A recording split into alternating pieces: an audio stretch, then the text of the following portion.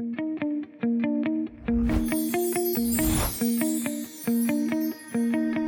had a lot of time to think, as we often do on these long intercity trips, as I made my way from Indranagar to the city of Whitefield.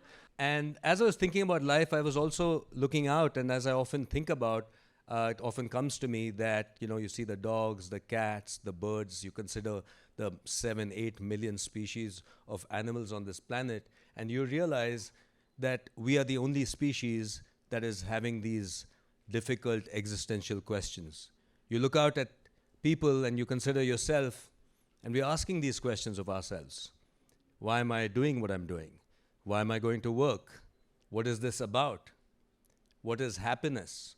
What does it mean to get all my desires fulfilled in this life? How can I do that while still managing to stay free from stress? And even more difficult questions come to us sometimes as we get older in life. Why was I born? What happens when I die? What is this whole journey about? And questions that we ignore, like, who am I? Who am I really? And I was plagued by these questions very early in my life, partly because of circumstance. My parents are doctors, and they were doing their post-graduation in New Zealand, so I was born in the beautiful city of Dunedin. I am told because at 8 months, my parents wanted an even better life, and so they took us to the wonderful country of Libya in the height of Gaddafi's times. And we lived there for another 11 and a half, 12 years. I was 13 when I came to India. And in those years, my earliest childhood memories then were that I am a foreigner, because the Libyans always reminded you that you were a foreigner, usually with the help of a few well-aimed stones. They would throw stones at Indian kids, and it was great fun for them. But for us, it was a clear reminder that you are a foreigner and your homeland is where your parents are from and where your heritage is from, and you go there once a year to spend a couple of weeks and you yearn to go back home. So very early on, I had this sense of, who am I and so on. And that confusion became even worse when I came back to my homeland and I found that, here again, I'm not, I still have to understand my place in this world, that if that was the zoo, this is the jungle, And so that fueled this curiosity, more than curiosity, a burning desire to find answers to these questions, because I had become very aware that who we think we are is purely a result of circumstance and chance. If I was born in a different place, in a different time, to a different family with different cultural values, I would be very different. And because I didn't belong to any culture, I was able to observe the different construct and the different cultures that we are raised in. So that search obviously fueled my desire to do psychiatry. And I started doing psychiatry, and then I realized that psychiatry is missing something very essential, which is the body. That those days, and now there's some conversation about soma and about the body, but back then, there was no conversation about the body when it came to mental health. It was as if our brain or mind was housed in space, when every human being, lay people, all of us talk about emotions with metaphors that reveal our awareness of the mind-body connection. I have a lump in my throat. I have butterflies in my stomach. Why are your shoulders so heavy with despair? Why is your head so heavy with worry? My knees are trembling with fear. It is really, obvious to any human being that the mind and the body and that emotions are not just here in the brain, but that the body is very involved. So I was doing psychiatry, but I was also really drawn to Eastern philosophy in order to answer these questions of who am I? What is identity? What does it mean to be healthy from an Eastern perspective? Because these questions that we have and all of us have are obviously not new questions. They are perennial questions, and they have been perennial answers to perennial questions, especially in ancient cultures like our own. The problems we are facing today in terms of mind-body problems, in terms of depression, anxiety, yes, it is an epidemic, and we'll talk about why, but the fact is that at its heart, it's not new. And so I discovered profound wisdom, profound insights coming to me as I was reading, as I was by then meditating. I was always also strangely fascinated by the idea that we are the only species that is aware of our own mortality, and that we must go through life knowing that this is not forever. And I was also into rock music, and strangely these ideas would come to me from different, I remember listening to Iron Maiden at that time, my favorite band, and Bruce Dickinson is screaming into the thing, and then I hear a line, and he says, and I still remember that, I was 16 when I heard this, he says, as soon as you're born, you're dying. And wow, that really hit me very hard. I was like, wow, this guy is talking a lot of sense. It's not something in the future. This is a process of change, of loss. And I discovered, of course, the profound teachings of the East, including probably the world's foremost and greatest psychotherapist who is from this country, talking about Gautama Buddha, Siddhartha Buddha, because the Buddha never talked about God. He didn't talk about afterlife. He didn't talk about any of that. His point was very clear. He said, we are suffering in this world as human beings. Our suffering is something very deep. It's not solved by just getting money or getting your material needs met.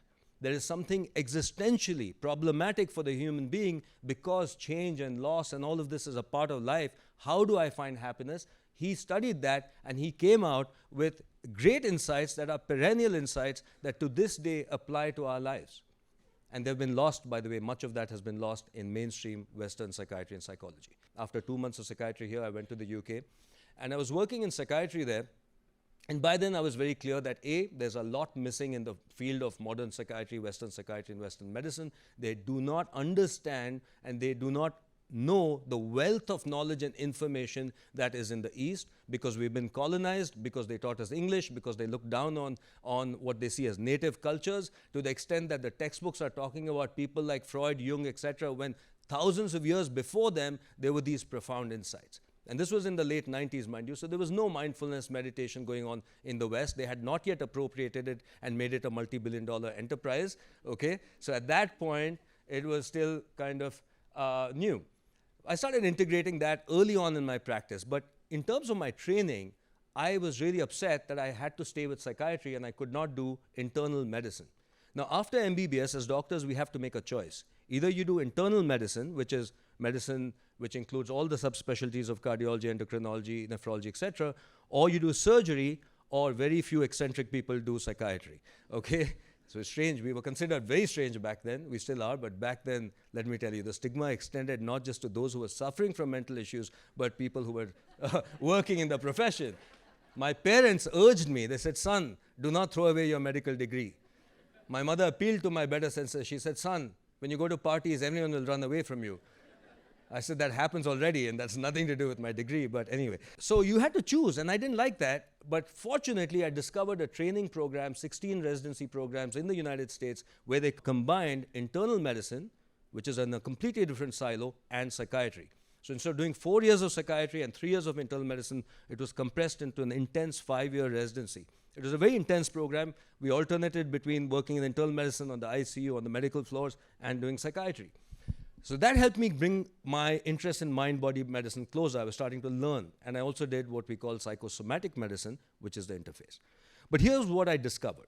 I discovered that the very language of Western medicine doesn't allow them to see the holism. Even people who studied internal medicine and psychiatry, and it's quite rare, there are about 700 doctors who specialized in these two fields, but they will still think of it in terms of two separate things interacting with each other. Even today, when we talk about it, you'll say, look, the gut affects the brain, or the brain affects the gut. The reality is that the brain and gut are one unified system, and at the moment of pathology or problem, they both shift in a particular way. So this holism, Western medicine lacks the language to understand that, although already they were starting to appreciate the mind-body connection. By that time, we knew that there are so many diseases that you think of as physical, but they have profound mental components. We knew by then fatal heart attacks are twice more common in people with something called cynical hostility, a personality trait and an emotion called cynical hostility. If you're hostile about the world and you're cynical, you have twice the risk of dying of a heart attack, something that cardiologists would not consider. We know that depression, if someone has clinical depression and they have a heart attack, again, their mortality risk is double of someone who has a heart attack without depression. Depression is not just a mental condition. There's no such thing. Diabetes is not just a physical condition. There's no such thing. They're all mind-body conditions. We knew that chronic diseases, whether it's diabetes, hypertension, cardiovascular disease on the physical side, or depression, anxiety on the mental side, actually have a common, what we call etiology, which means inflammation in the body can lead to multiple problems. The West was really good at deconstructing things. There's no doubt about that. The West is really good at getting into the granularity, into the sort of cellular level of things. But the West cannot understand holism. it does not understand context well, it does not understand the individual well, and it seems to think of the individual as a machine and an object. And as important as those insights are, and I'm not here to decry Western medicine, I'm saying that we have to understand its limitations as well. Because the insights in Western medicine come from deconstruction and from large-scale randomized placebo-controlled trials. You and I, we are individuals. We are all different. In the East, they took the position that every individual, therefore, is different, and therefore treatment and wellness must be individualized. So we have a problem here where all the growing insights from the West are applicable, perhaps at a population level, but for the clinician, for you, for me, what does it mean for you as an individual? And so one big problem I'm seeing also now, which is increasing now, is the idea that you are just a cocktail of neurochemicals. I was watching Shark Tank the other day, loved the show, and the judge said, well, when your serotonin goes up, you feel good, and when your dopamine goes up, you feel great. And this conversation, I understood, has become so commonplace that we are in danger of thinking of ourselves as machines with fluids that need topping up, a problem that I saw in the United States. So when I worked in the US, by the way, so after UK, I went to the US, like I said, did my residency and then joined faculty there. I was heading the program of internal medicine psychiatry. And this problem was there all the time, that by that time, America had been, I'm going to say, brainwashed into thinking of themselves as machines. So they literally wheeled themselves into the clinic and say, doctor, I can't sleep, I can't eat, give me something to sleep. And if you give something to sleep, now I'm sleeping in the morning, give me something to wake up in the morning. And then, this was a continual game. Of course, India has the opposite problem where many people do not take medicines, even though medicines are a critical part of treatment. I have to say that. I am facing the totally opposite problem here. Here, a person is like suffering so badly, but they do not want to take that one medicine for some reason. But many people in India have a profound problem with the idea of medicine. The good part of that is we in India have preserved this idea that there are things we can and must do for our health, and we shouldn't completely surrender it to the to the doctor, or the idea that, we are just a machine. That's good that we have that, but I think we need a little more balance. Now I'm going to turn to the psychiatry part. So obviously in the internal medicine, integrative medicine part, what we understand now is that there's a big problem in current systems of medicine where you are compartmentalized and you are divided into various parts. We also start thinking of ourselves like that. If people have a chest pain, they go straight to the cardiologist. The chest pain literally could be any problem from head to toe. So we need better integration within the systems of medicine.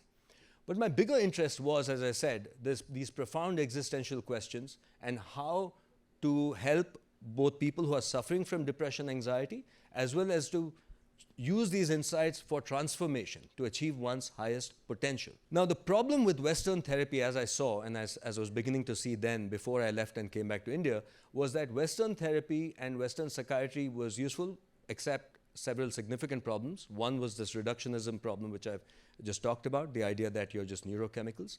But secondly, in the talk therapy space, in psychotherapy, one of the issues was that the presupposition of health was that you had to become a stronger individual. Now, this was implicit in Western ideals, in American ideals. It's embedded in their constitution. They are a very individualistic society. So the entire psychotherapy rests on a fundamental Western philosophy where the individual is isolated from everything around him or her, and he or she has to become very strong and resilient and have the courage to go through this life and attain what is called now the highest version of yourself, apparently, which is a horrible thing. There is no highest or lowest version. There are actually countless, as Vani just talked to us about, countless versions of the self that come and go. But this idea that you have to be that kind of amazing individual and that is strength, one of the presuppositions of Western therapy. And the counterpoint to that recently, which is actually, there is good and bad to it, is the trauma-informed movement, which is of course very important. We've long been aware of trauma and the importance of processing trauma, and that can affect different people in different ways. The problem now is it's been extended to create a situation where many people who engage in that kind of therapy, while initially supported and nurtured, are not challenged enough by their therapist to discover their own inner strength.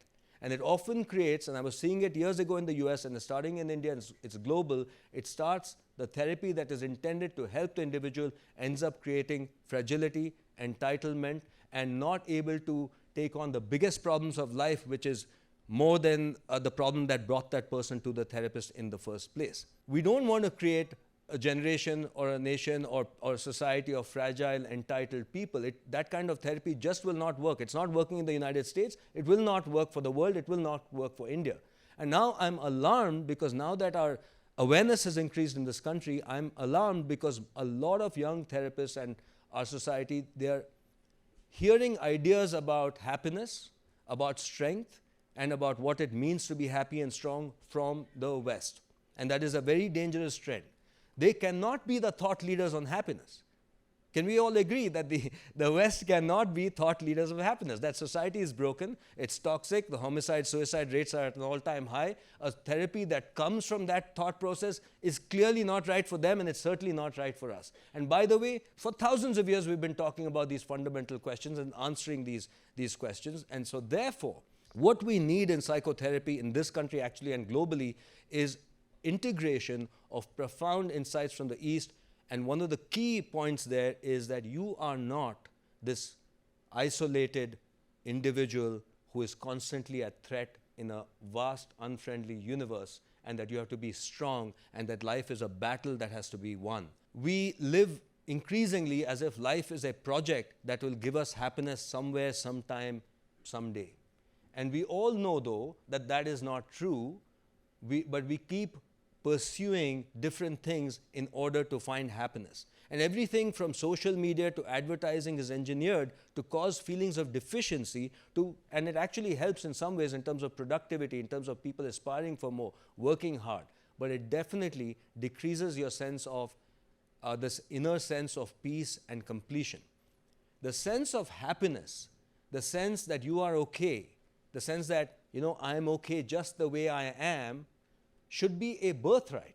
It should not be something that we have to work hard for, because no other species has that imperative. As long as they can get their food, water, shelter met, they are as blissful as they can be. So this existential conundrum is a problem because of the engineering of our brain, which gives us constructs and narratives. We do not want ideas of happiness that are going to hijack this internal neurology and make it actually harder. For example, and the West is amazing at appropriating things, packaging it well, and actually making it a very toxic version of what it was. For example, the idea of non-duality, something that informs the psychotherapy I created called integral self-therapy, where through the process of meditation and the process of exploration, you realize and you experience the fact that you are beyond all definition. Every time I work with people, I'm so inspired because we don't know how powerful we are. Consider your own journey, and there would have been challenges in your life, and then you met those challenges. You became the person who met those challenges when those challenges occurred. You did not know you had that capacity until that thing happened. The roles that you play and who you think you are is only a result of certain circumstances and choices, etc. But what is informing that, the energy that's informing that, is infinity. So constructs of the self will inhibit us, and psychotherapies that only talk about those constructs, about individuality, are missing the point about the sheer power of infinity, of being in the present moment, of leaving past and future, and knowing that feeling of relaxation and bliss is actually your real state, the state that you deserve without having to do anything. And once you feel that, that is your being, and then you engage, do whatever we have to do with this sense of experienced completion. It's not an intellectual thing. It has to be felt, and it can be through the various practices we had in our country for thousands and thousands of years. And the idea, therefore, is that life is not a battle to be fought, not a project to be completed. It is a dance, a flow that we must engage with. And when we are able to do that, align our own individual self with forces that we cannot control, a sense of surrender, humility, and acceptance that is an integral part of strength, then we feel that state of joy and Leela. So I wish you all excellent mind-body wellness and a lot of joy and Leela. Thank you.